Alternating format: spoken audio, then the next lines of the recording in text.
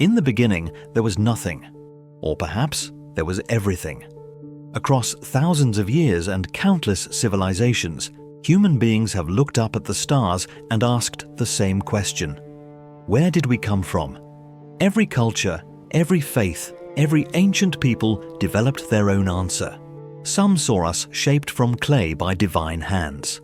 Others believed we emerged from cosmic eggs, or descended from the heavens, or rose from the earth itself.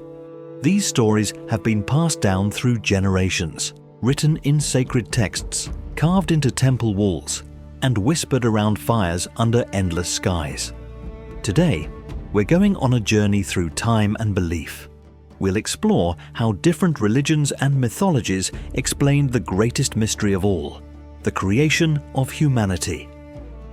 From the deserts of the Middle East to the mountains of Greece, from the rivers of Mesopotamia to the plains of Central Asia, each tradition offers us a window into how our ancestors understood their place in the universe.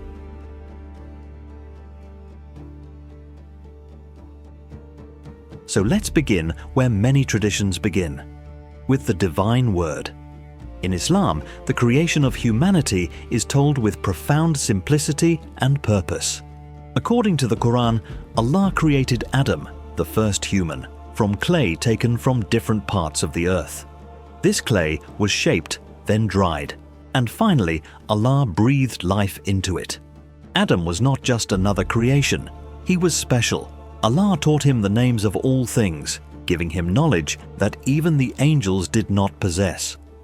When Allah announced his intention to place a vicegerent on earth, the angels questioned this decision. They wondered why Allah would create beings capable of causing corruption and bloodshed. But Allah knew what they did not. He commanded the angels to bow before Adam as a sign of respect for this new creation. All obeyed except Iblis, or Satan, who refused out of pride, believing himself superior because he was created from fire, while Adam was made from clay. Eve, or Hawa, was later created from Adam's rib to be his companion. Together, they lived in paradise until they were tempted by Iblis and ate from the forbidden tree. Their mistake led to their descent to earth. But unlike some traditions, Islam emphasizes that both Adam and Eve were equally responsible, and both were forgiven after they repented. Humanity's story on earth begins not with eternal punishment, but with divine mercy and a second chance.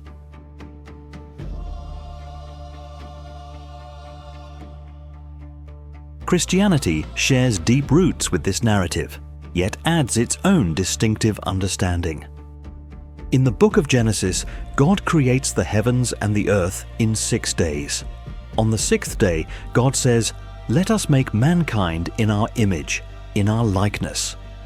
This phrase, "in our image," has been interpreted and debated for millennia.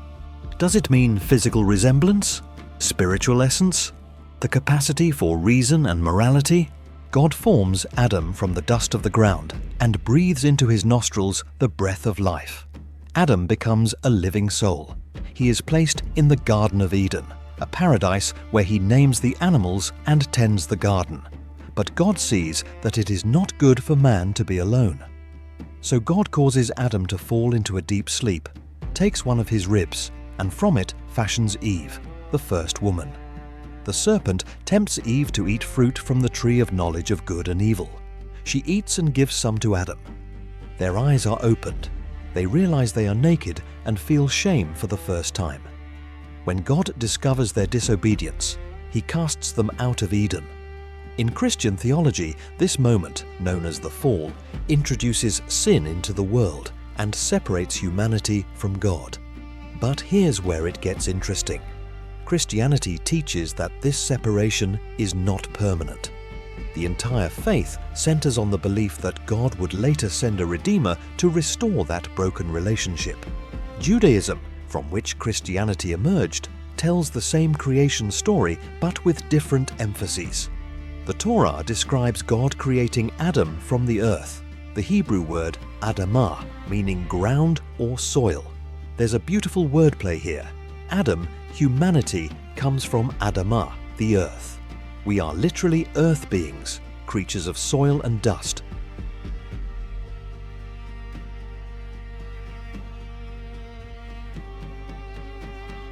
In Jewish tradition, there's a fascinating debate found in the Talmud and mystical texts. Some rabbis believed there were actually two creation accounts in Genesis, suggesting perhaps two versions of humanity's beginning. Others explored the idea that Adam was initially created as both male and female in one body, only later separated into two distinct beings. These interpretations show how ancient scholars grappled with the text's complexities. Judaism emphasizes that humans are created with both Yetzer Hatov, the good inclination, and Yetzer Hara, the evil inclination.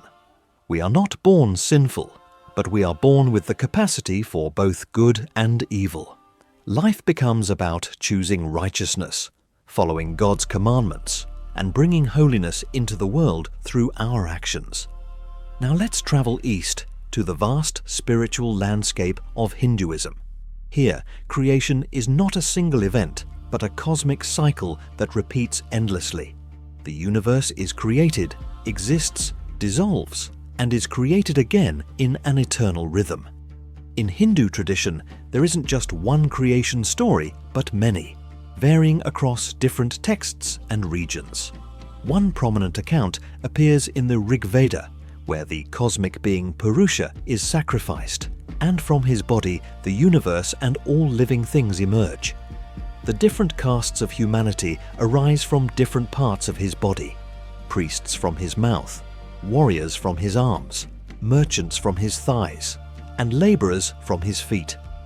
Another tradition tells of Brahma, the creator god, who emerges from a golden cosmic egg or from a lotus growing from the navel of Vishnu. Brahma then creates the world and all beings through his thought and will. In some accounts, he creates the first humans, Manu and Shatarupa, who become the ancestors of humanity.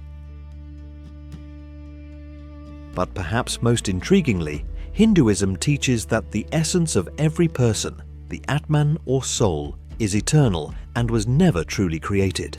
It has always existed and will always exist, moving through endless cycles of birth, death, and rebirth. In this view, the question isn't so much when humanity was created, but rather how the eternal soul comes to inhabit physical form. Buddhism offers yet another perspective, one that questions the very premise of creation. The Buddha, when asked about the origin of the universe and humanity, often remained silent or redirected the conversation. He considered such questions unanswerable and, more importantly, irrelevant to the path of enlightenment.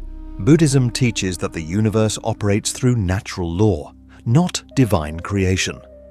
There is no creator God, no first cause, no moment when everything began. Instead, reality is characterized by dependent origination. Everything arises in dependence upon conditions, exists for a time, and passes away. This includes human beings, who are part of the endless cycle of samsara, birth and death and rebirth, driven by karma. In Buddhist cosmology, there are countless world systems, and beings are constantly being born in various realms, as gods, humans, animals, hungry ghosts, or hell beings, depending on their karma. Humanity is not special because we were uniquely created, but because human birth offers the best opportunity to achieve enlightenment and escape the cycle of suffering.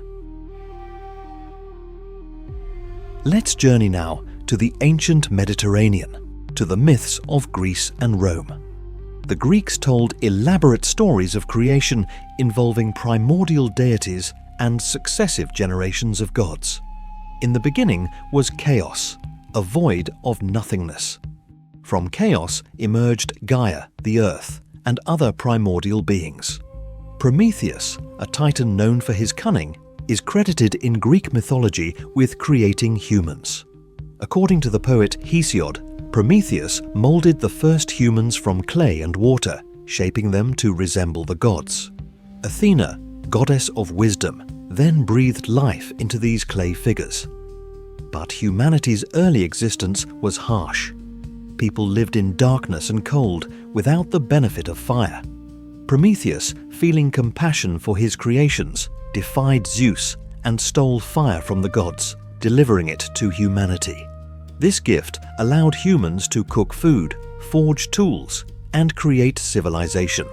For this transgression, Zeus punished Prometheus brutally, chaining him to a rock where an eagle would eat his liver each day, only for it to regenerate each night. The Greeks also told the story of Pandora, the first woman created by the gods as a punishment for humanity. She was given a jar, often mistranslated as a box, which she was forbidden to open.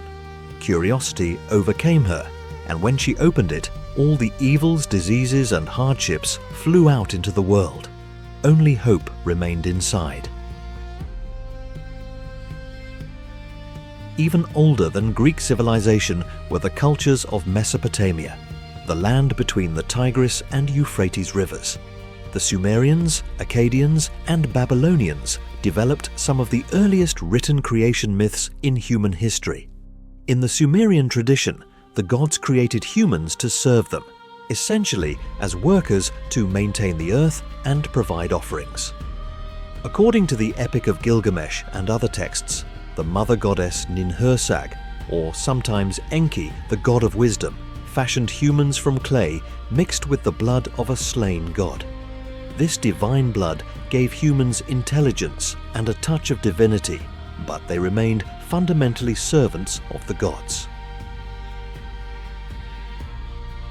The Babylonian creation epic, the Enuma Elish, tells a more elaborate story.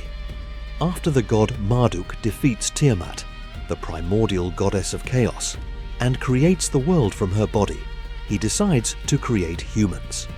He uses the blood of Kingu, Tiamat's consort and a leader of her army, mixing it with clay. Humans are created specifically to do the labor that the lesser gods had been doing, freeing the gods from toil. What's striking about these Mesopotamian myths is their pragmatic view of humanity. We were not created as cherished children of the gods or as bearers of divine image. We were created to work, to maintain cosmic order, and to honor the gods through ritual and sacrifice. Traveling northeast to the steppes and mountains of Central Asia, we encounter Turkic mythology, preserved through centuries of oral tradition among nomadic peoples. Turkic creation myths feature Kyra, sometimes called Tengri, the supreme sky god who creates the universe and all living things. In one tradition, Kyra creates the first humans from clay, similar to other traditions we've explored. But in Turkic belief, this creation is intimately connected to nature and the elements. Humans are not separate from the natural world, but deeply integrated into it. The sky, the earth, the mountains, and the animals are all relatives in a cosmic family. Another fascinating Turkic myth tells of Erlik, who was originally a helper in creation, but became a figure of the underworld. According to some versions, when Kera was creating humans, Erlik attempted to create his own beings, but could only produce imperfect, soulless forms. This story explains the Turkic understanding of good and evil, life and death, existing in constant balance. The Turkic peoples also maintained shamanistic practices, believing that shamans could journey between the worlds of the living and the dead, communicating with spirits and ancestors. In this worldview, the creation of humanity wasn't just a past event, but an ongoing relationship between the physical and spiritual realms. In China, creation stories vary across different dynasties and philosophical schools, but several enduring myths have shaped Chinese understanding of human origins. One of the most beloved is the story of Pangu, the cosmic giant. According to this myth, the universe began as a cosmic egg of chaos. Pangu emerged from this egg and began to grow, pushing the earth down and the sky up, separating yin from yang. For 18,000 years, Pangu continued growing and separating heaven and earth. When he finally died, his body transformed into the natural world.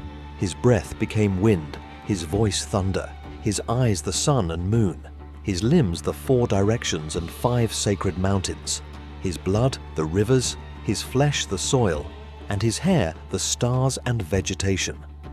In some versions, humans arose from the parasites on his body, though this is a later, more humorous addition. The goddess Nuwa is more commonly credited with creating humanity in Chinese mythology. Feeling lonely in the newly formed world, Nuwa scooped up yellow clay from the riverbank and molded it into small figures. When she breathed life into them, they became the first humans. Creating humans one by one was exhausting work, so Nuwa eventually dipped a rope into the mud and swung it around. The drops of mud that flew off became more humans. The carefully crafted figures, some say, became nobles and aristocrats, while the mud drops became common people. Chinese philosophy, particularly Taoism, also offers perspectives on human origins. The Tao, the fundamental nature of the universe, generates all things through its natural unfolding. Humans emerge not from deliberate creation, but from the spontaneous operation of natural principles, the interplay of yin and yang, the transformation of qi, or energy.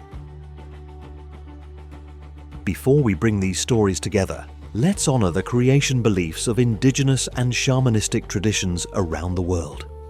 These diverse peoples, from the Americas to Africa, from Australia to the Arctic, have maintained oral traditions for thousands of years, often far older than written texts. Many indigenous creation stories feature emergence myths, where humans climb up from underground worlds into this one, often passing through multiple realms before reaching the surface. The Hopi people of North America tell of emerging through several worlds, each one teaching humanity important lessons. Other traditions speak of sky beings descending to Earth, of animals who transformed into humans or helped create them, of cosmic trees connecting different realms of existence. Australian Aboriginal traditions describe the dream time, a sacred era when ancestral spirits sang the world into existence and created all living things through their movements across the land. Shamanistic traditions generally view creation not as a distant historical event, but as an ongoing process. The world is alive, animated by spirits, and humans are part of a web of relationships that includes animals, plants, rivers, mountains, and weather. A shaman can access the knowledge of creation by journeying to the spirit world and communicating with the beings who maintain cosmic balance. What's profound about indigenous creation stories is their emphasis on place. These are not abstract, universal accounts, but deeply rooted in specific landscapes. The mountains, rivers, and animals of a people's homeland are woven into their understanding of how humanity came to be. So here's where it gets truly interesting. When we step back and look at all these traditions together, patterns emerge. Almost every culture describes humans being formed from earth or clay. Why? Perhaps because ancient peoples observed that our bodies return to the earth when we die, creating an intuitive connection between soil and flesh. Many traditions also feature divine breath or spirit giving life to inert matter. This appears in Islam, Christianity, Judaism, and even in some interpretations of other myths. Breath represents the invisible force that animates us, the mysterious difference between a living body and a corpse.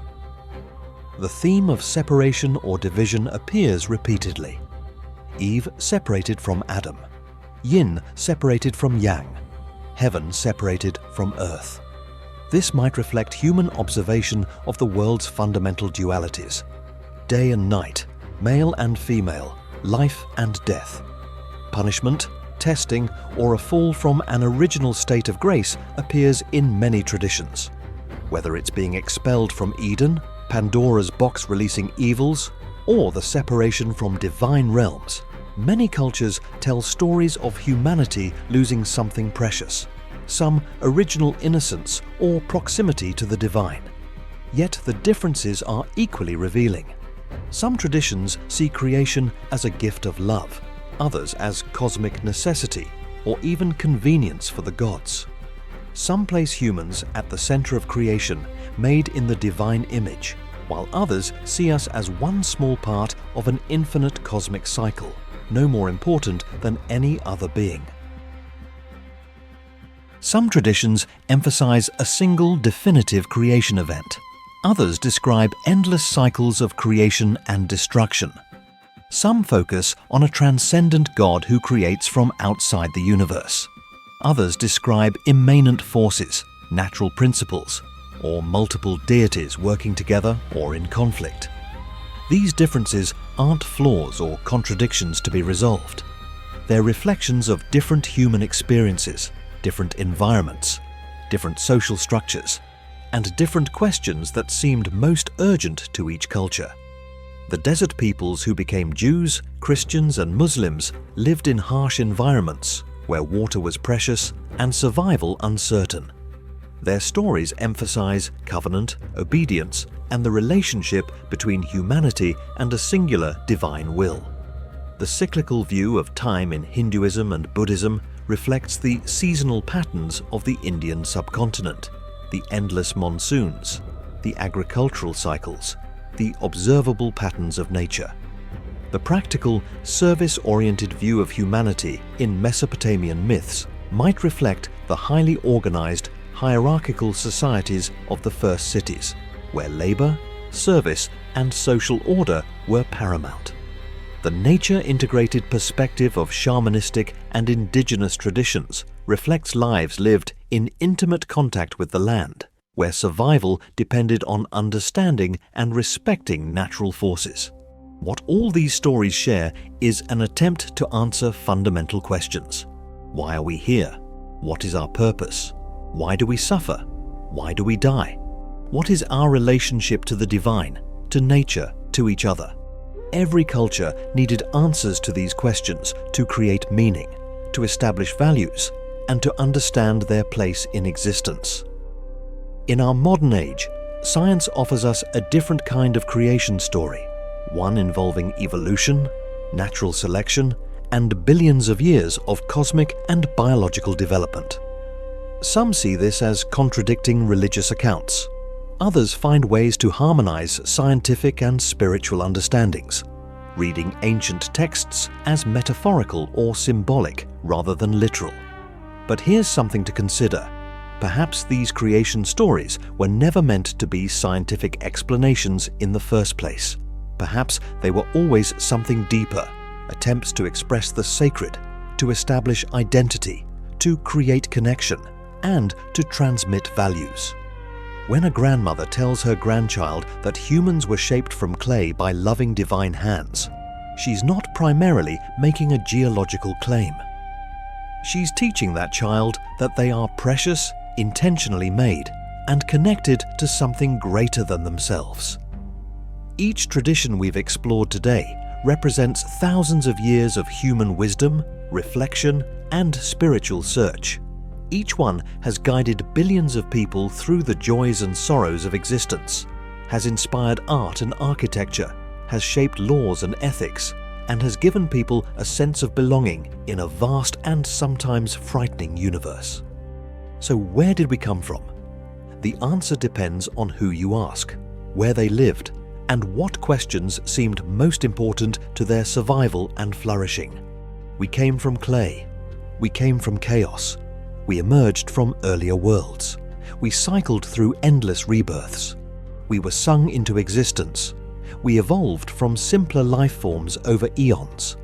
Or perhaps, in the deepest sense, we came from the same place all stories come from, the human need to understand, to connect, and to find meaning in the extraordinary fact that we exist at all. Standing here, now, in the 21st century, we are the inheritors of all these traditions, all these ways of seeing, all these attempts to answer the oldest question. In the beginning, there was mystery, and remarkably beautifully, that mystery remains.